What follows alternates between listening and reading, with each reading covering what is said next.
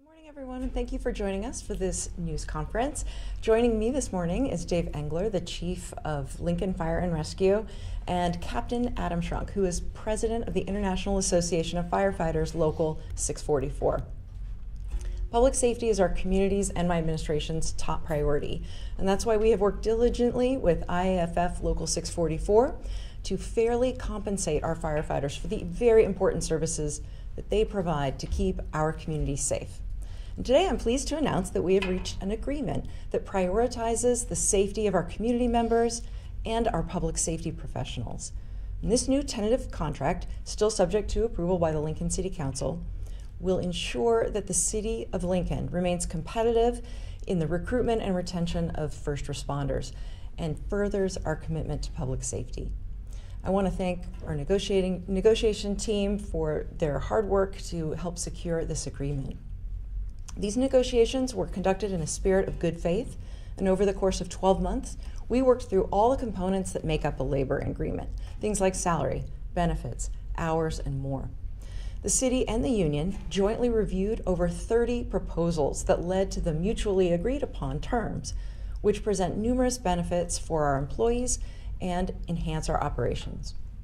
This agreement shows how we can be successful in addressing complicated issues that are important to Lincoln firefighters and vital to the health and safety of our community. The agreement includes a grand total of 21 provisions. And here are some of the highlights of this proposed 3-year contract.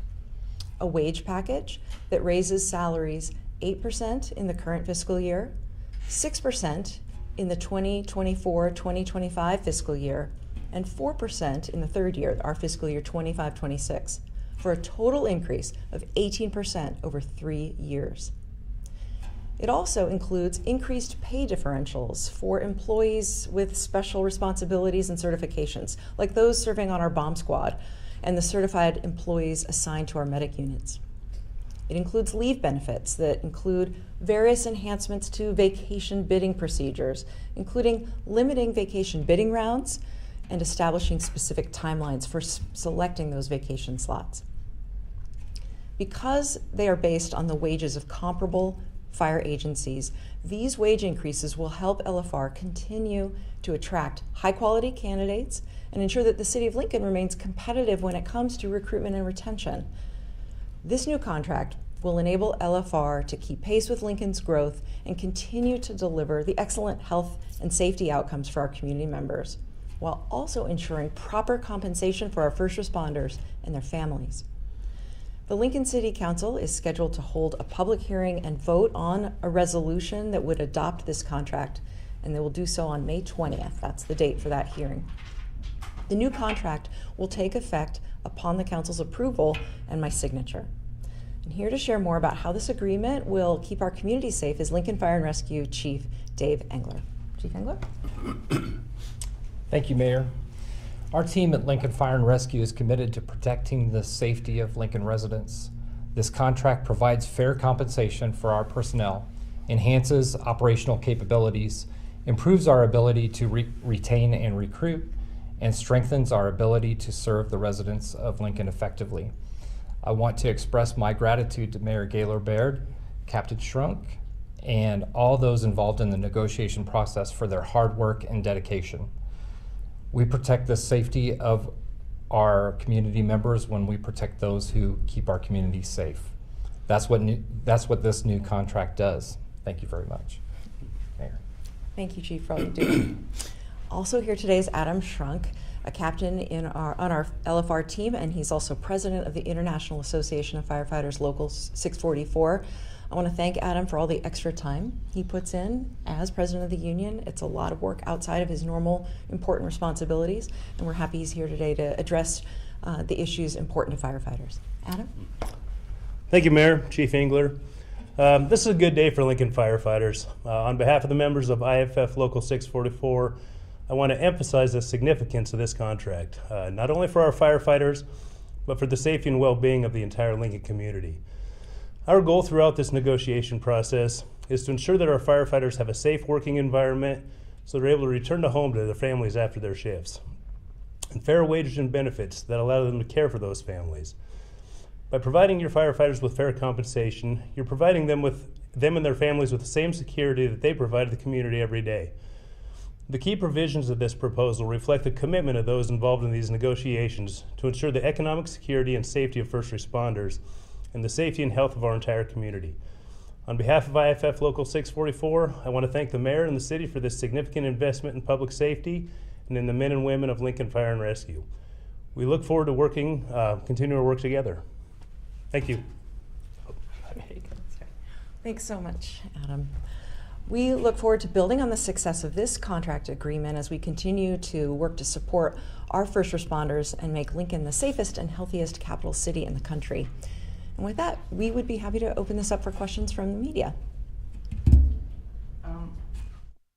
Issues that, as I understand it, was scheduling issues involving EMTs.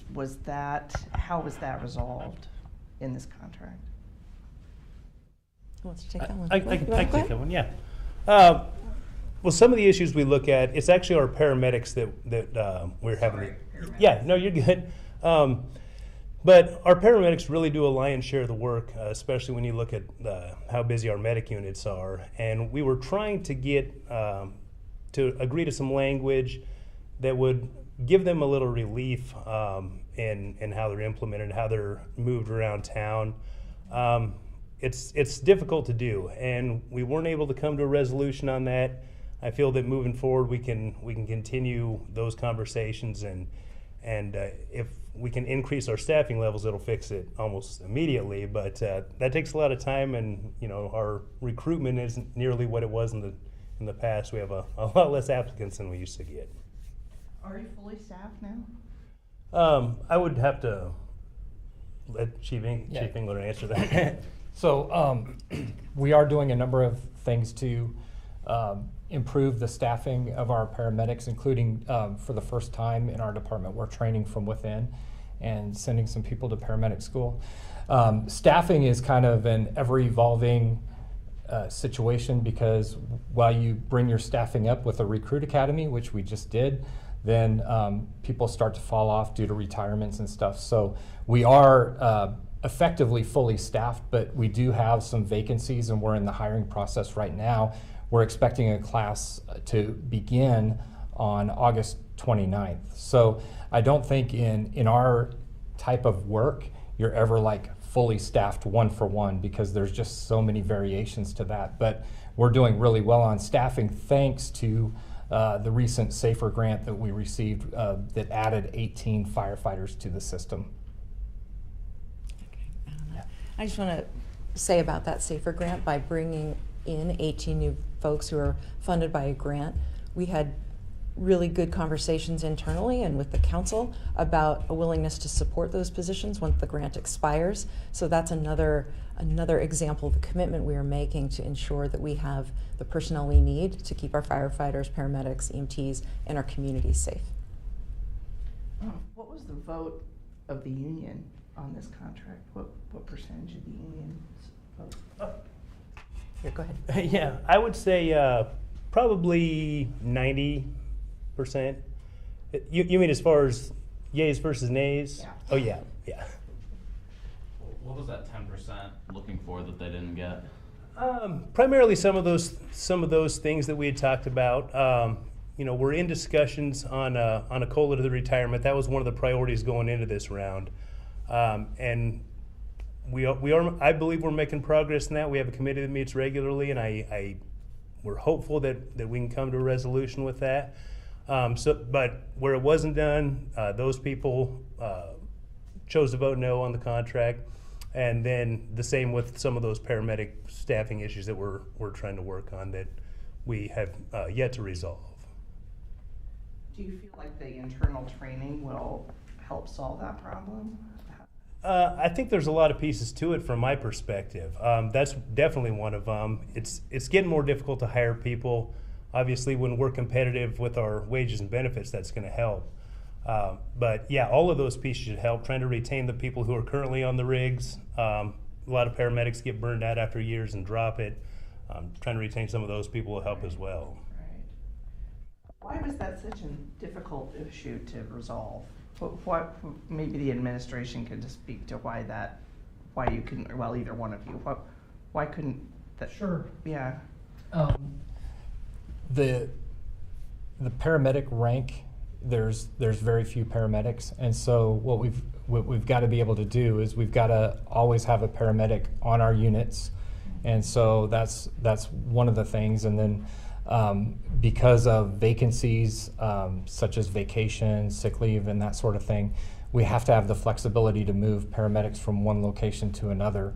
And so we felt like because of the I don't want to call it necessarily a paramedic shortage because it's not specific to Lincoln. There's just less paramedics out there in the nationwide. Everyone kind of experienced this, that we didn't want to further restrict our ability to move people around because our obligation is to provide that service.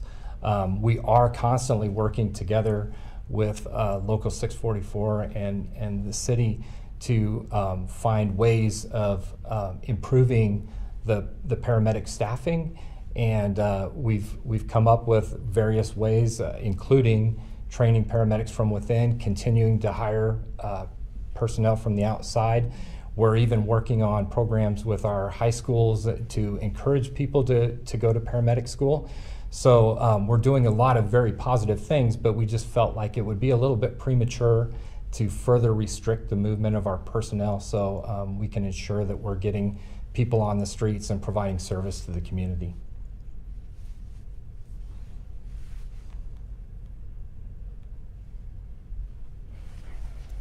I want to make sure, I think I saw this, but this is retroactive back to August. Yes.